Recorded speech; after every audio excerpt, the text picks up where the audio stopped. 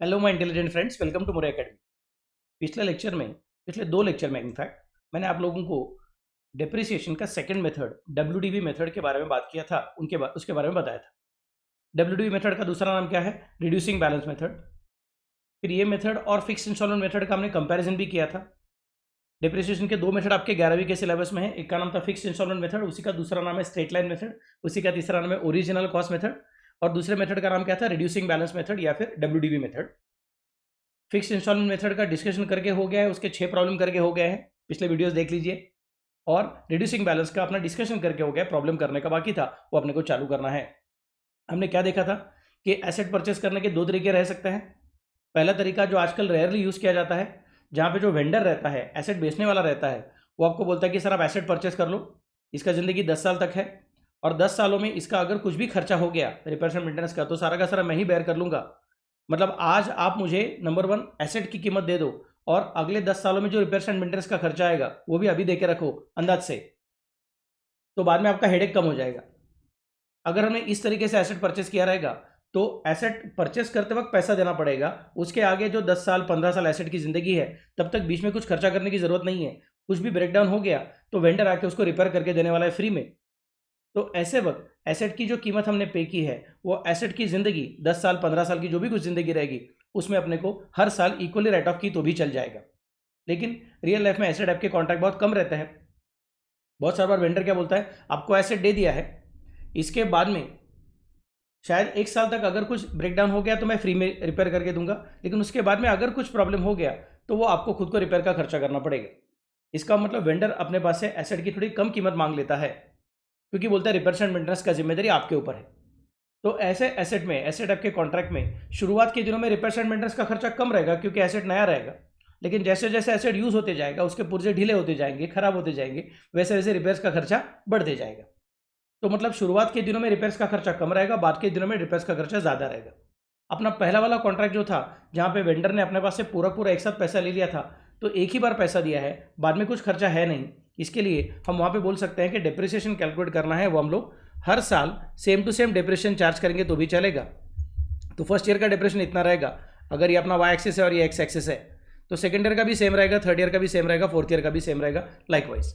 लेकिन अभी हमको समझ में आ गया है कि क्योंकि रिपेयर्स का खर्चा कुछ भी नहीं था, अभी हमको समझ में आ गया है कि अपना एसेट के बारे में ज़रा डिफिकल्टी आने वाली है। हमको उसने बोला है कि रिपेयर्स का खर्चा शुरुआत में मैं करूँगा 1 साल के लिए फ्री में, बाद में धीरे धीरे रिपेयर्स का खर्चा आपके सिर पे आने वाला है।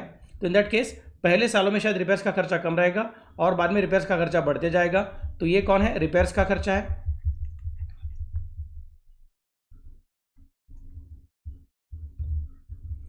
ये कौन है? डेप्रिसिएशन है। लेकिन अभी अपने को समझ में आया कि यार रिपेयर्स का खर्चा तो अपने सिर पे आ गया, यहाँ पे रिपेयर्स का खर्चा था ही नहीं। Here there was no repairs expenditure, because यहाँ पे रिपेयर्स है। वो कौन सा सिस्टम था? वेंडर ने बोल दिया था सारा का सारा खर्चा मैं ही करूँगा, आप मुझे अभी का भी लमसम अमाउंट दे दो, काम खत्म हो गया। तो वहाँ पे ये टेक्निक अच्छी बात है। बट सेकंड सिचुएशन जो बहुत सारी बार अपनी ज़िंदगी में होने वाली है कि रिपेयर्स का खर्चा कुछ सालों के बाद अपने सिर पे आएगा, वारंटी पीरियड खत्म होने के बाद अपने सिर पे आएगा, तो इन दैट केस रिपेयर्स का खर्चा बढ़ते जाएगा। फिर अगर ऐसे वक्त हमने डिप्रिसिएशन का अमाउंट भी कांस्टेंट रख दिया, डिप्रिसिएशन का अमाउंट भी कांस्टेंट रख दिया, तो क्या प्रॉब्लम हो जाएगा? पहले साल में इतना सा रिपेयर्स और इतना डिप्रिसिएशन, सेकेंड ईयर में इतना रिपेयर्स और इतना डिप्रिसिएशन, थर्ड ईयर में इतना सारा रिपेयर्स इतना सारा डिप्रिसिएशन, फोर्थ ईयर में इतना सारा रिपेयर्स इतना सारा डिप्रिसिएशन। मतलब उन दोनों का टोटलिंग करते जाओगे तो आपको समझेगा कि शुरुआत के सालों में P&L अकाउंट में छोटा रिपेयर्स और normal depreciation, so small repairs. Repairs कैसे होगा? Small, oh just a second, pen का कलर चेंज कर देता हूँ। रिपेयर्स कैसे होगा और डेप्रिसिएशन कैसे होगा? सो आई कैन स्पेसिफाई कि शुरुआत के सालों में रिपेयर्स स्मॉल एंड थोड़ा बिग, बाद में बिगर, बाद में biggest. Okay, so the situation is that, इस तरह से आपका डिप्रेशन का सिचुएशन आएगा। और अगर आप डेप्रिसिएशन की बात करोगे तो कांस्टेंट कांस्टेंट कांस्टेंट कांस्टेंट, ये क्या है आपका first year, second year, third year, fourth year. तो अगर आप इसका टोटलिंग करते जाओगे तो आपको समझेगा कि आपके प्रॉफिट एंड लॉस अकाउंट में कितनी अमाउंट जाने वाली है, वो अमाउंट अपने आप बढ़ती जाती है। यहाँ पे इट विल बी स्मॉलर, यहाँ पे it will be bigger, bigger more, and then that will be biggest. So हर साल के प्रॉफिट एंड लॉस में फटका बैठना चालू हो जाएगा। इससे बचने के लिए हमने क्या बोला, फिर अगर ऐसी बात है कि आपका रिपेयर्स हर साल बढ़ते जाने वाला है तो डायग्राम को थोड़ा सा चेंज कर देंगे हम लोग। डायग्राम को किस तरह से ड्रॉ करेंगे, हम बोलेंगे let us change the system. Diagram इस तरह से ड्रॉ करेंगे कि अगर डेप्रिसिएशन है उसको हम कम करते जाएंगे और रिपेयर्स का खर्चा तो बढ़ने वाला है ही, तो फिर फर्स्ट ईयर में ये ज़्यादा है ये कम है, और लास्ट ईयर में ये ज़्यादा है ये कम है, मतलब अल्टीमेटली हर साल में अमाउंट कांस्टेंट होना चालू हो जाएगा। So this will be the way in which we are trying to create a similar situation like SLM। ये वाला सिस्टम हमने सीख के हो गया, थियरी डिस्कस करके हो गया है, लेकिन शायद किसी ने देखा नहीं रहेगा तो इसके लिए मैंने फिर से बार रिवाइज कर दिया था। चलो फिर अब चालू करता हूँ फटाफट से अपना डेप्रिसिएशन का पहला problem under the reducing balance method. चलिए देखो कहना क्वेश्चन क्या कहता है अपने लिए, Saurabh bought a machine costing ₹1,15,000। तो अपने को सौरभ के बुक्स में लिखना है मशीन कितने की है, 1,15,000 रुपये की है, और 1 अप्रैल 2016 को परचेस की है, पेड ₹5,000 टुवर्ड्स इट्स इंस्टॉलेशन। तो कॉस्ट अटैच कंसेप्ट अगर याद रहेगी तो हमने क्या सीखा था कि any expenditure incurred for bringing the asset into working condition should be added to the cost of asset. मतलब 1,15,000 में 5,000 ऐड किया तो हो जाएगा कितना, 1,20,000। डिप्रिसिएशन अपने को 1,20,000 के ऊपर कैलकुलेट करना है। He writes off depreciation at the rate of 10% per annum WDV method every year. His books are closed on 31 March every year. On 1 October 2018 he disposed of the machine for ₹80,000। अच्छा, उसने machine को dispose of कर दिया है और 1 October 2018 को बेच दिया है। Give journal entries in the books of Saurabh till 31 मार्च 2019। मतलब मैं ऐसा कह सकता हूं कि इस प्रॉब्लम में एक ही मशीन है, ज़्यादा मशीन है नहीं। और WDV मेथड करने की बात कर रहे हैं, मतलब अपने को हर साल ओरिजिनल कॉस्ट के ऊपर डिप्रेशन कैलकुलेट करने का नहीं है, रिटर्न ऑन वैल्यू के ऊपर डिप्रेशन कैलकुलेट करने का है। कॉस्ट कितनी है, एक्चुअली 1,15,000 की कॉस्ट थी, लेकिन इंस्टॉलेशन चार्जेस 5,000 के पे करने की वजह से अपने लिए कॉस्ट 1,20,000 होने वाली है। उसने फाइनेंशियल ईयर फॉलो किया हुआ है, मतलब अपने को चिंता करने की जरूरत नहीं है। Let us now start working on the same. 1/4/16 को क्या कंसिडर करेंगे, परचेस का अमाउंट रहेगा 1,15,000, इंस्टॉलेशन चार्जेस रहेंगे 5,000, सो कॉस्ट कितनी हो जाएगी 1,20,000।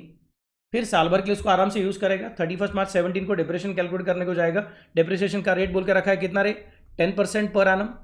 सो साल भर के लिए 10%, 1,20,000 का 10%, मतलब लास्ट का जीरो कैंसिल, मतलब हो जाएगा 12,000 रुपया। 1/4/17 को आ जाएगा WDV 1,08,000। फिर बाद में 31 मार्च 18 को आ जाएगा depreciation at the rate of 10% per annum, उसकी अमाउंट है 10,800। उसके बाद में आएगा 1/4/18 को WDV। सर ये 10,800 कैसे आ गया, हम तो हमेशा 12,000 कैलकुलेट किया तो 12,000 ही फिर से बार कंसिडर करते थे, 10,800 कैसे आ गया। मैं बोलूँगा अरे मेरे बच्चे जरा ठीक से देखना, ये मेथड कौन सा है, WDV मेथड है। अगर ओरिजिनल कॉस्ट मेथड रहता था तो 1,20,000 पे 12,000, सेकेंड ईयर में भी 1,20,000 के ऊपर ही कैलकुलेट करता था, थर्ड ईयर में भी 1,20,000 के ऊपर ही कैलकुलेट करता था। लेकिन अभी अपने राजा ने, ये जो भी कोई सौरभ है, उसने बोल दिया कि नहीं सर आप ऐसा मत कीजिए, मुझे डिप्रिसिएशन WDV मेथड पे चाहिए है, मुझे डिप्रिसिएशन WDV मेथड पे चाहिए है। इसका मतलब मुझे क्या कंसिडर करना पड़ेगा, मुझे बोलना पड़ेगा कि चलो फिर फर्स्ट ईयर में 1,20,000 के ऊपर कैलकुलेट करूंगा, तो 1,20,000 का 10% मतलब 12,000 हो गया। सेकेंड ईयर में लेकिन मैं भी 1,20,000 पे कैलकुलेट नहीं करूंगा, 10,800 पे कैलकुलेट करूंगा। I am going to calculate on the opening WDV of the particular year, not on the original cost. इसके लिए मेथड का नाम क्या है, WDV मेथड। ओके, फिर नेक्स्ट ईयर में 97,200 पे कैलकुलेट करूंगा। हर साल मैं ओरिजिनल कॉस्ट के ऊपर कैलकुलेट करने के बजाय उस साल के शुरुआत में जो भी कुछ कॉस्ट WDV थी उसके ऊपर कैलकुलेट करने वाला हूं।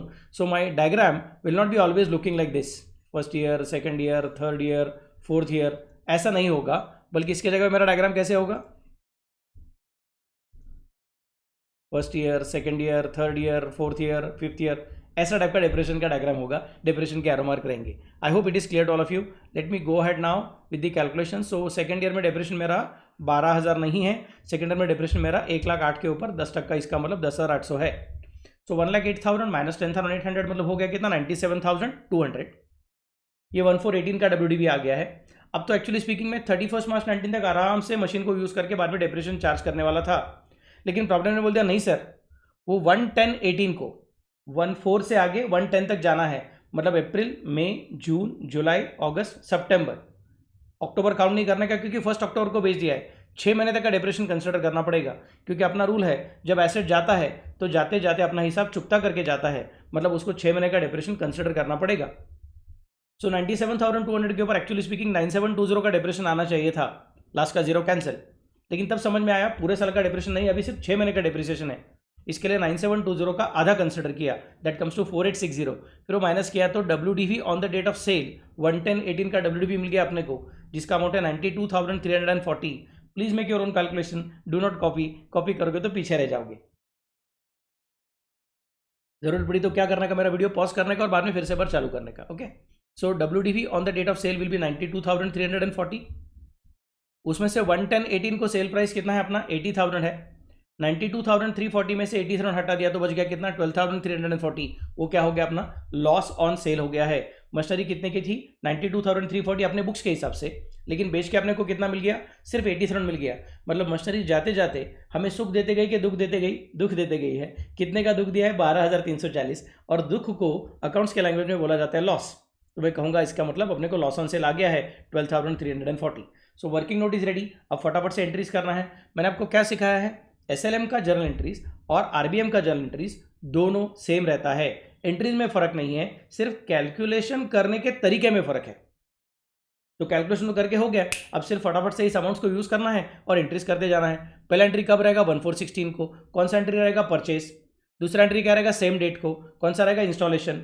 बाद में साल भर के लिए शांत बैठेंगे, 31 मार्च 17 को डिप्रेशन की एंट्री आएगी। चलो फिर लेट मी स्टार्ट। 1,15,000 का क्या हो रहा है, बैंक में से पैसा जा रहा है, machinery is coming in, entry will be machinery account debit to bank account. Machinery के डेबिट में बैंक के क्रेडिट में being machinery purchase 1,15,000। Same date we are paying installation charges. आप जरूरत पड़ी तो वीडियो को स्लो कर दीजिए, वीडियो को पॉज कर दीजिए और अपना वर्किंग पूरा करने का आगे आइए। 1416 को भी इंस्टॉलेशन चार्जेस पे किया है, machinery account debit to bank account 5,000 being installation charges paid. फिर 31 मार्च 17 को depreciation account debit to machinery account 12,000। Sir 12,000 कहाँ से आया, अरे भैया मेरे बच्चे ऐसा क्या करते हो, यहाँ पे कैलकुलेट किया ना 12,000, तो 12,000 ले लिया वहाँ से। ओके, तो 12,000 का डिप्रेशन लिखा, एंट्री लिख दिया, नरेशन लिखा, being depreciation at the rate of 10% per annum charge on WDV। यहाँ पे SLM नहीं है, यहाँ पे WDV है, याद रखना है।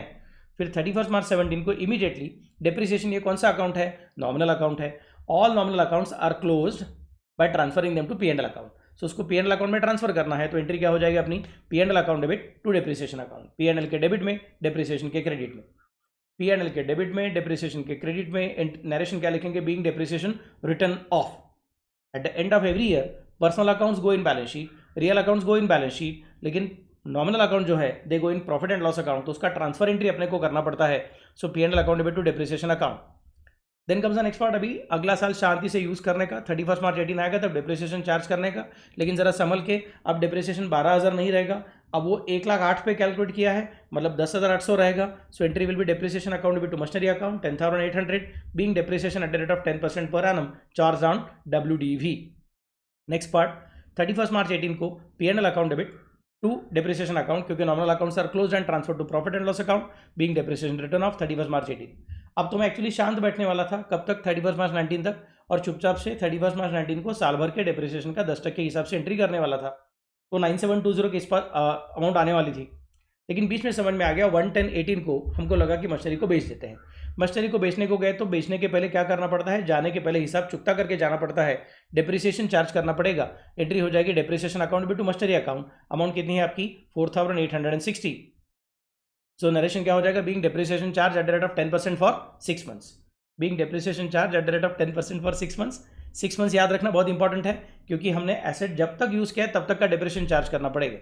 नेक्स्ट पार्ट, फिर सेम डे को हम लोग उसको बेचेंगे, अपने को पैसा मिलेगा, लेकिन मशीनरी कितने की गई 92,340 की, और हाथ में कितनी कैश आई 80,000 की। इसका मतलब अपने को सुख मिला कि दुख मिला, दुख का मतलब अकाउंट्स में क्या लॉस को क्या करना पड़ता है, debit all expenses and losses, मतलब एक स्पेशल अकाउंट बनाऊंगा, नाम रखूंगा loss on sale account. So entry will B bank account debit ₹80,000, Loss on sale account debit rupees 12,340 to machinery account 92,340 being machinery sold at loss. I repeat, being machinery sold at loss. उसके बाद में अगला point आएगा कौन सा आपका 31 मार्च 19 तक भी शांत बैठेगा क्योंकि nominal accounts are close at the end of the year.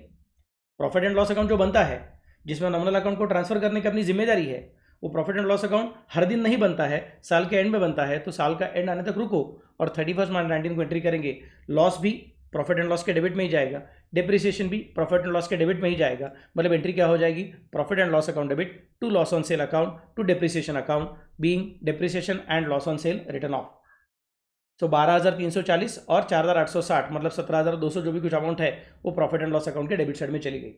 Sir एक ही कंबाइन एंट्री करोगे, दो अलग अलग एंट्री करो, दो अलग अलग एंट्री करोगे तो भी चलेगा, एक कंबाइन एंट्री करोगे तो भी चलेगा. मैंने जो फॉर्मेट ड्रॉ करके रखा है उसमें मेरा फॉर्मेट अभी खत्म हो गया, इसका मैंने एक एंट्री कर दिया है. ओके, क्योंकि अगला प्रॉब्लम आगे चालू करना है. सो आज मैंने आपको क्या किया, क्या क्या सिखाया, एक बार रिवाइज कर दिया फटाफट से कि एसएलएम और आरबीएम में दोनों में क्या फर्क होता है और कंपनीज एसएलएम के मुकाबले आरबीएम पे प्यार क्यों करती है, आरबीएम को इंप्लीमेंट क्यों करती है. ये डायग्राम हमने कंसिडर किया है which helps us to understand कि ये प्रॉब्लम नहीं होना चाहिए. इसके लिए एक कम होते जाएगा तो दूसरा बढ़ते जाएगा, क्योंकि ये दूसरा बढ़ने वाला है, इसके लिए पहले को कम करना पड़ता है. डेप्रिसिएशन को कम क्यों करते हैं, क्योंकि डेप्रेस बढ़ते जाने वाला है. ये प्रॉब्लम को या फिर इस प्रॉब्लम को सॉल्व करने के लिए हमने कंसिडर किया डेप्रिसिएशन को नीचे उतार दो, that will be easy. Depreciation को स्ट्रेट लाइन में आगे जाने मत देना. This is our reducing balance method. Diagrammatic representation किया और हमने पहला प्रॉब्लम का वर्किंग भी करके देखा. Up to the date of sale के हिसाब से हमने हमेशा का जो लॉजिक है जाने के पहले हिसाब चुकता करने का उसका भी रिवीजन कर दिया और फिर प्रॉफिट और लॉस का एंट्री कैसे ट्रांसफर करने का वो भी सीखा. अब कल के लेक्चर में थोड़ा लेवल ऑफ डिफिकल्टी बढ़ाऊंगा और अगला प्रॉब्लम सॉल्व करूंगा. ओके, चलो then, bye bye, take care, good night.